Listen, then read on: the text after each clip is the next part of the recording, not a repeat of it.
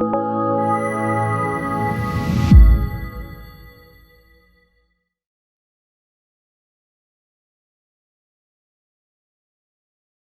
I'm Jacob Hornberger, Future Freedom Foundation, and this is this week's issue of the Libertarian Angle. The show, as many of you know, brings you the principled case for libertarianism, and I'm joined, as I am every week, by my co-host Richard Ebeling, who teaches economics at the Citadel and is heavily involved in summer classes at the Citadel.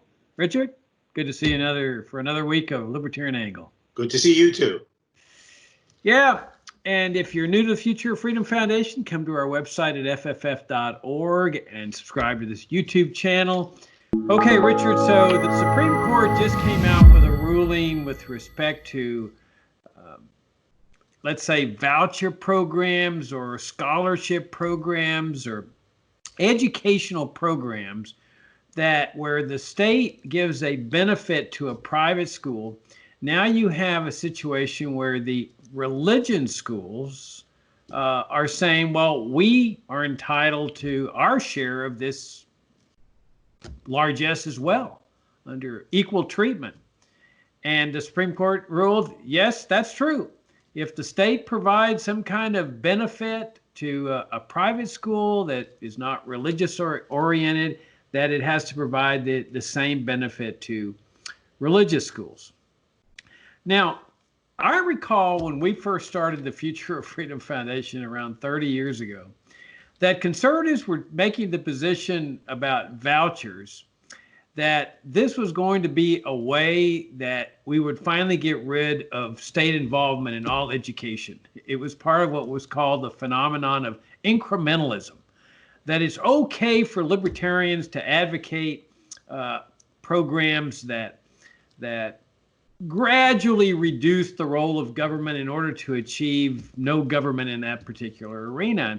And in fact, Milton Friedman, the Nobel laureate economist, took me to task our very first year. We had published an entire issue of our monthly journal, Freedom Daily, that's now called Future of Freedom, to Education. And I had written an article saying that, school vouchers are just another socialist program. They're based on the idea of taking money from one group of people through force of government and giving it to another group of people. That's all they are, just a conservative reform plan. So Friedman took me to task in a speech that was later reduced in writing. You can find this speech, I think it's posted at the Hoover Institution. It's called Say No to Intolerance. And Friedman took me to task. He praised the Future of Freedom Foundation, which was very nice and gracious, big honor for us. It was our first year of existence. But he says, oh, no, Hornberger's wrong. This isn't a socialist reform program. It's an incremental way to get the state out of education. And so that's how he justified it, which of course was ridiculous. And I held it was ridiculous at the time. I've held it's ridiculous for 30 years. That vouchers actually get the state more deeply involved in the educational process, the exact opposite of what Friedman was saying, because you get private schools that are dependent on the money. They start getting all these vouchers and all this revenue. They hire new teachers. They build new buildings. They order new textbooks. The last thing they're going to do is say, well, we're ready to phase out these vouchers. Well, now, we're seeing it 10 times over with the religion schools, the church schools, now getting on the dole itself. And what's amazing is that here you have the First Amendment that bars state involvement or the federal government involvement in religion, including subsidies. And that First Amendment is incorporated into the Due Process Clause of the 14th Amendment that applies to the states. Many state constitutions prohibit state largesse being sent to churches. And in fact, this particular case that the Supreme Court ruled on, as I understand it, involved state funding of a church school and the state constitution barring it. And the Supreme Court says, well, we're going to ignore that particular part of your state constitution because religious liberty entitles these church schools to receive this largesse. This is incredible. I find this absolutely incredible. Not only have conservatives led us in the wrong direction, they're actually making things significantly worse.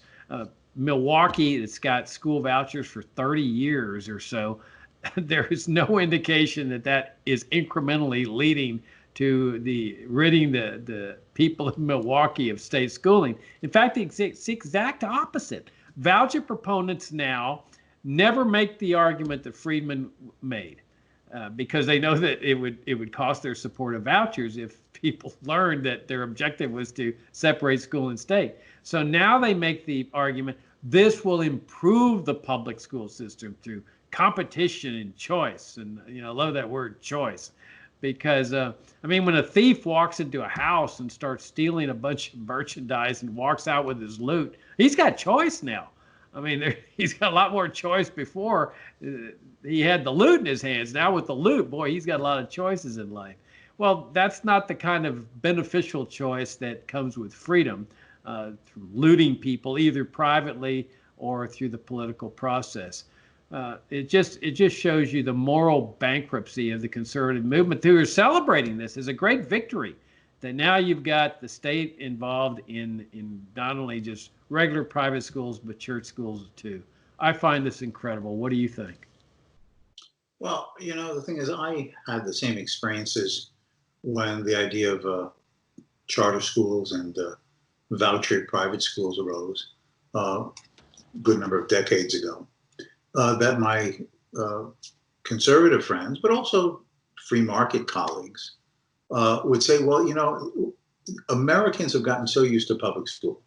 Indeed, the founding fathers would say, how can a people be self-governing unless there's some institutional setting in which all the citizenry can have elementary education to be informed in his role as a citizen voter? How can you get rid of this? To just say abolish public schools, oh, they're going to think you're crazy. So what we need to do is to find alternative avenues to both give people more choice and to show the weaknesses and the possibilities of a world without public schools. And that eventually these would nudge out or bring about the abolition of the public schools. In other words, a crowding out by the good instead of being crowded out by the bad. But I argued then, and I know you did too, that the problem is that once you create a flow of money from the government in one form or another, you create a constituency of special interests who now find it in their own long-term benefit to keep that flow of government largesse occurring. Per student, or a tax credit, or.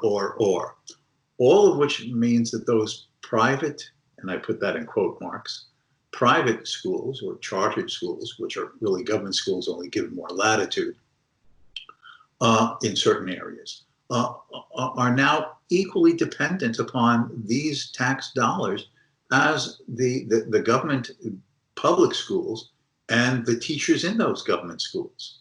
And that once you have this dependency in this way, it will be extremely difficult to get people to call for its renunciation, to even sort of like it, wean themselves off of it, and that you'll just be creating another layer of government instituted interests who will want to eat at the trough of the state.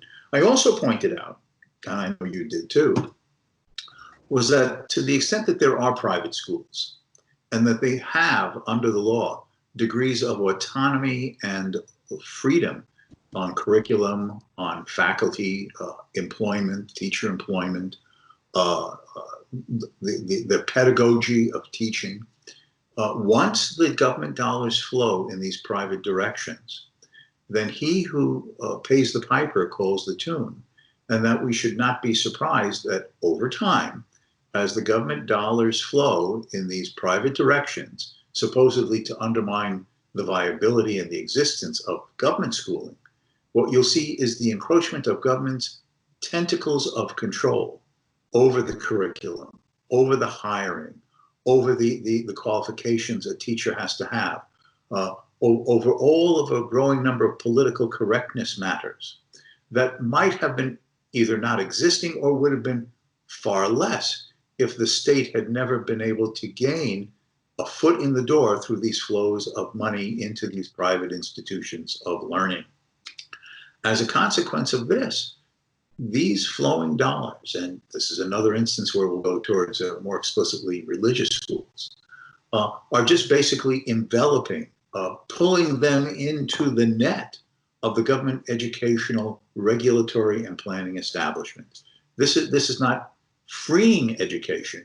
It is basically smothering whatever degrees of private education may have existed. Now, does that mean that private education is dead? Of course not. It still exists even with these flowing dollars, but how much freer they could have been, would have been. The example that they might have been able to set over time, and could still set if they were truly free, looking to the future, without these government controls and networks and this dependency, this educational welfare dependency, if you will, that these private institutions of learning, and now legitimized religious-based ones as well, will have in continuing to justify, rationalize, and never wanting to see the end of this. In a sense, it's not the dawn of a new educational awakening, but this is a continuing twilight of whatever private education has existed in America. Yeah, and what's really sad is how this mindset ended up infecting a lot of people in the libertarian movement, because libertarians should know better. I mean, okay, so we step back and ask ourselves, what really is freedom? And in the educational arena, freedom is the separation of school and state. In the religion arena, it's the separation of church and state. We don't want government involved in religion. And yet here now you have the government moving into the area of religion through, as you say, the strings that are attached to these religion schools, these church schools. So you're ending up with two bad consequences. Not only are you extending the role of the state in education, you're also extending these tentacles into the area of church activity, at least with respect to education. So a free society, and every libertarian understands this, is one where there is necessarily a separation of church and state and a separation of school and state. And yet here we're ending up with the exact opposite situation. Now, I've heard libertarians justify their support of vouchers by saying, well, at least we're helping out some kids.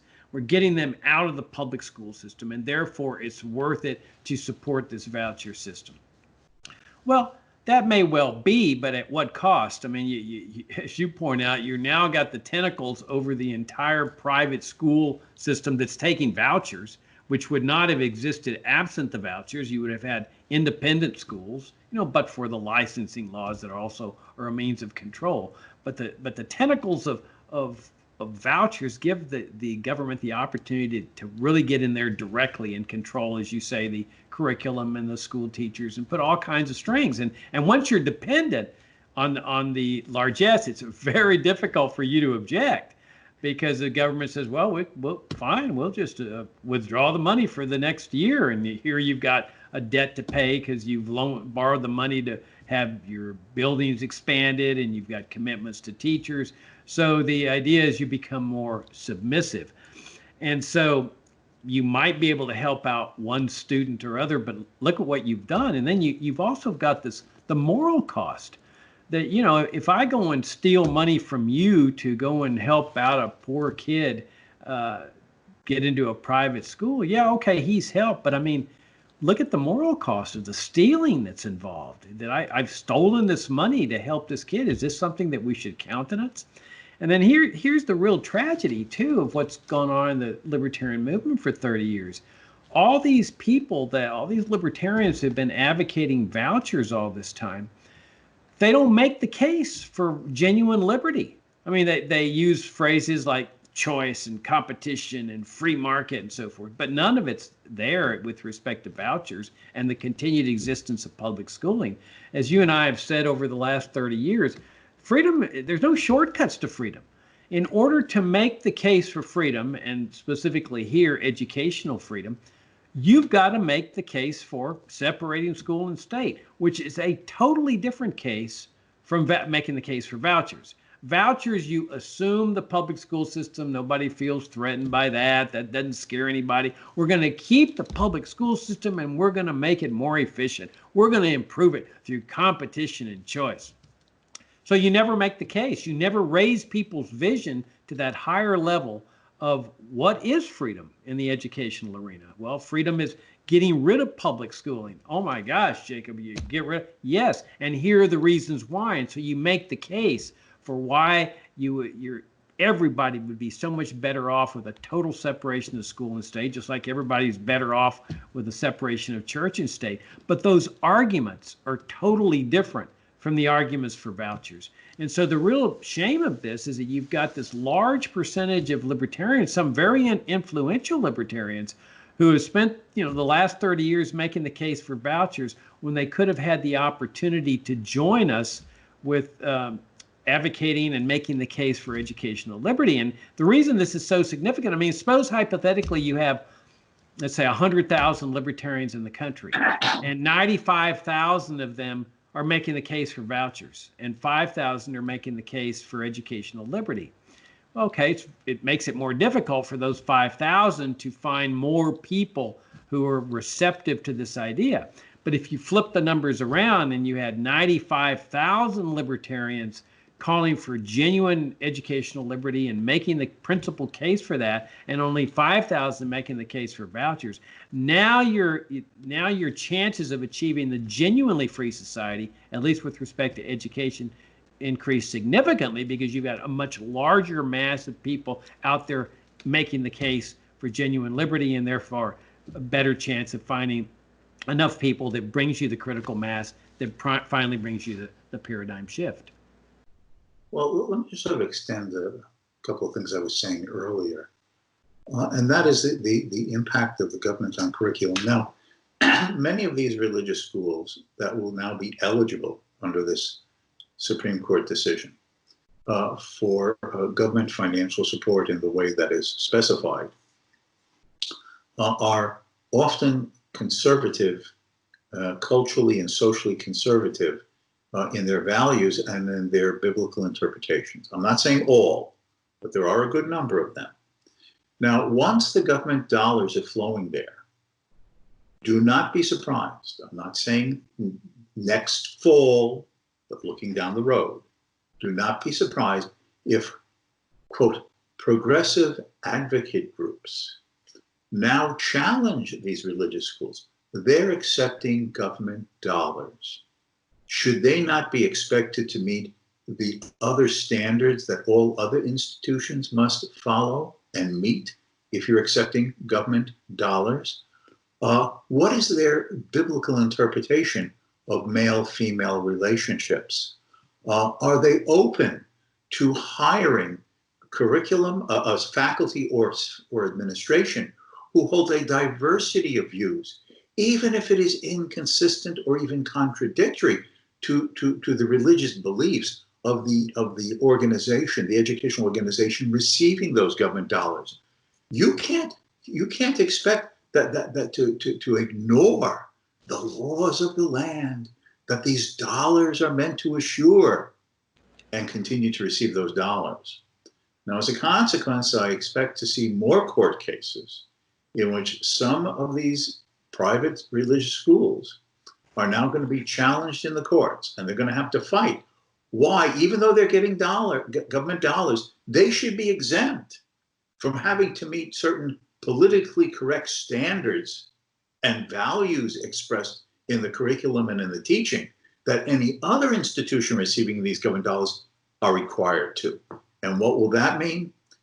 Religious autonomy. If the dollars are continued to be received by these institutions, religious autonomy of conscience, belief, faith, doctrine will be slowly eaten away by those groups that do not fit in the direction of the progressive, politically correct mode. And that's just a reality. So you'll see these eating away of the religious freedoms of conscience and thought of some of these schools that end up receiving this government financial largesse. I couldn't agree with you more.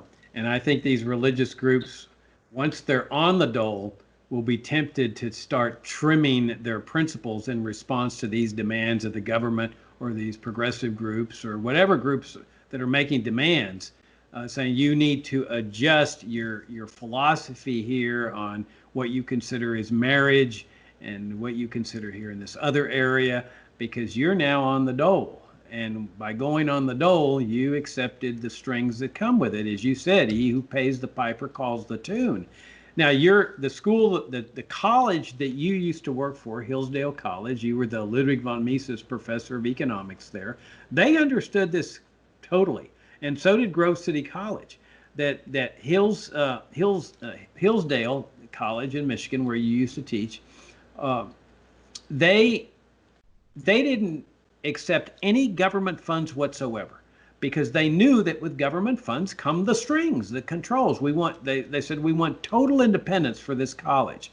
And they proved that a college can exist absent government funding. They relied on donations and tuitions to generate the revenue, and they did fine. Well, that wasn't good enough for the government. You see, I mean, here the government has its control over universities all across the land. I mean, you would think they would have enough to do with that, plus their control of public schools through their, largesse that they give to public schools. No, that wasn't enough for them. They come after Hillsdale, and what they did was they said, well, your students are receiving government funds, scholarships, fellowships, or whatever. So this entitles the federal government to control your admissions department. I mean, that's how important it was to the government to maintain this control. They see that the fact that there was one or two colleges in the country that were not subject to their strings, because they wanted that control. So Hillsdale understood that perfectly what they were going to do. They were going to get into the system by getting that door open, getting the camel's nose right in the door with the admissions office. So Hillsdale said, fine. They just prohibited all their students from accepting government grants, government fellowships, government scholarships. And so that ended that problem immediately. And what they do with the students that were receiving these monies, they had a fundraising drive that raised the money to benefit those children and those students, who then had the money to come to Hillsdale. And so to this day, Hillsdale is totally independent of government control. Well, it's an example of how an educational process can work without government control. I mean, we all grow up in this public school system, and it's like, oh, Jacob, shocking. I mean, how people wouldn't get educated without government involved. Are you kidding me? I mean, every kid from 0 to 6 has this natural passion for learning. It's just that we have to develop the same kind of tolerance for how children, how parents educate their children or get their children educated that we've developed in religion. Parents don't raise their kids in accordance with everybody's wishes on religion. That's the same kind of tolerance, but the free market produces the best of everything. Look what public schooling is done. I mean, conservatives understand this. This is why they're trying to get kids out of public schools and into the private schools. They're just doing it the wrong way. They're extending government control into the private sector. But really, the ideal system is just the free market system, where families are in control, where educational entrepreneurs are flooding the market with different educational vehicles, where parents are free to treat every child as a unique person, has different educational needs. Entrepreneurs can vie for that business. The free market produces the best of everything, compared to what really is an army-like kind of system of regimentation, control, obedience, memorization, regurgitation, and that finally, by the time a kid graduates from high school, he's had all this natural passion for learning that characterized him from 0 to 6 smashed out of him. I'll just add that many libertarians and conservatives bemoan the cultural and the philosophic and the political directions that the country has been following for quite a while, and seems in some ways to be accelerating even more because of recent events concerning the coronavirus, as well as racial tensions. But where has this all come from? This change in political views, cultural attitudes, the conception of the individual towards society, which then manifests itself in political decision-making. It is the school system. They have a monopoly over people's minds when they are the most impressionable and open and receptive to following the authority of, quote, a teacher. Why don't they know real American history? Why don't they have a better understanding of how markets work? Why don't they have an insight into the institutions of the unique American political system, of the Declaration of Independence and the Constitution, of the Bill of Rights? Why is there this tendency to just concede, well, people don't need or shouldn't have freedom of speech. People don't need to have personal freedoms of certain types. They can be surveillanced by the government all the time. The government has to save us from depressions and conflicts and other social dilemmas and difficulties. This has all been due to the government monopoly over generations of young people's minds through this captivity of the public educational system. At the end of the day, if we're to change the direction culturally, socially, politically, and economically of the country, we really do need to move out and then abolish the public education system. But alas, the method that has been chosen by people of good intention, certainly Milton Friedman had the best of intentions, right? No one can accuse him of being a socialist, a statist, an enemy of freedom in some collectivist sense. But the means that have been chosen, vouchers, student tax credits, et cetera, charter schools, this has been the wrong means to achieve a desirable end.